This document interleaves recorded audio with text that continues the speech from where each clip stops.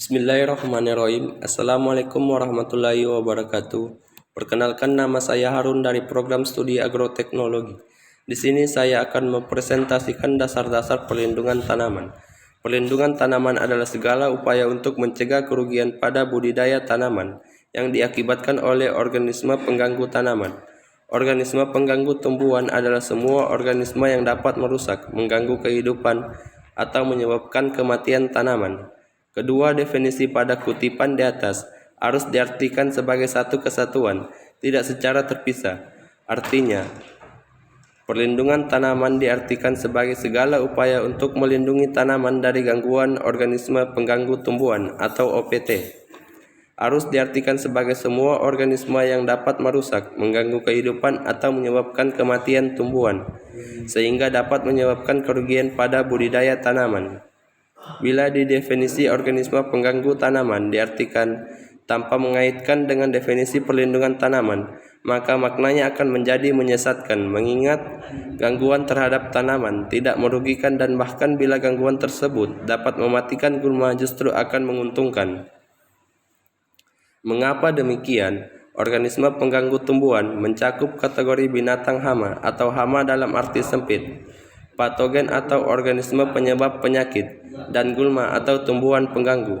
Perlindungan tanaman dapat dilakukan melalui kegiatan pencegahan masuk atau keluar, karantina, pengendalian dan eradikasi atau pembasmian organisme pengganggu tumbuhan. Pengendalian organisme pengganggu tumbuhan dapat dilakukan dengan berbagai cara, diantaranya dengan menggunakan cara hayati atau biologis. Lazim dikenal sebagai pengendalian hayati. Pengendalian hayati gulma dapat dilakukan dengan mengintroduksi dan kemudian melepas musuh alami gulma, dapat berupa serangga maupun mikroba patogenik terhadap gulma yang bersangkutan. Dalam hal ini, serangga atau mikroba patogenik tersebut akan merusak, mengganggu kehidupan atau menyebabkan kematian gulma. Dalam hal ini, jika definisi organisme pengganggu tumbuhan diartikan terpisah, definisi perlindungan tanaman, maka musuh alami gulma juga dikategori sebagai organisme pengganggu tumbuhan. Perlunya perlindungan tanaman. Manusia membudidayakan tanaman tentunya mempunyai tujuan tertentu, yaitu untuk memenuhi kebutuhan hidupnya, baik kebutuhan pangan maupun kebutuhan sandang, serta kebutuhan lainnya seperti rasa estetika, kesehatan lingkungan, dan sebagainya.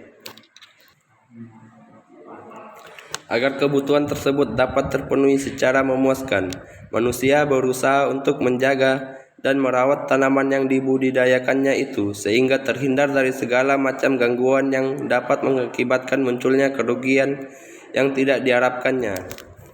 Walaupun usaha manusia untuk meminimalisasi dampak negatif gangguan pada tanaman telah dilakukan, tidak jarang usaha tersebut tetap tidak memberikan hasil sebagaimana yang menjadi dampaknya. Serangan hama dan penyakit pada tanaman merupakan salah satu jenis gangguan yang hingga saat ini masih terus mendapatkan perhatian dari berbagai kalangan, baik para ahli maupun warga masyarakat umumnya. Hal ini disebabkan karena kerugian yang diakibatkan oleh serangan hama dan penyakit tanaman sering begitu besar. Menurut Badan Dunia yang membidangi masalah pangan dunia, FAO, Food and Agricultural Organization, kerugian yang terjadi akibat serangan hama dan penyakit pada tanaman petani di seluruh dunia rata-rata mencapai 35%. Jumlah spesies hama dari penyakit tanaman yang menyerang adalah lebih dari 20.000 spesies. Dari contoh beberapa jenis tanaman terlihat tingkat kerugiannya bervariasi. Misalnya untuk kentang 40%, kapas 60%, tembakau 62%, dan gula bit 24%. Sejarah perlindungan tanaman dari gangguan hama. Pada awal abad ke-20, upaya pengendalian hama tanaman mulai ditemukan manusia. Hal ini ditandai dengan terbitnya buku berjudul Insect Pests of Farm, Garden and Orchard yang ditulis oleh E. Dwight Sanderson pada tahun 1915. Bersamaan dengan itu, bermuncullah pabrik pestisida, terutama di negara maju.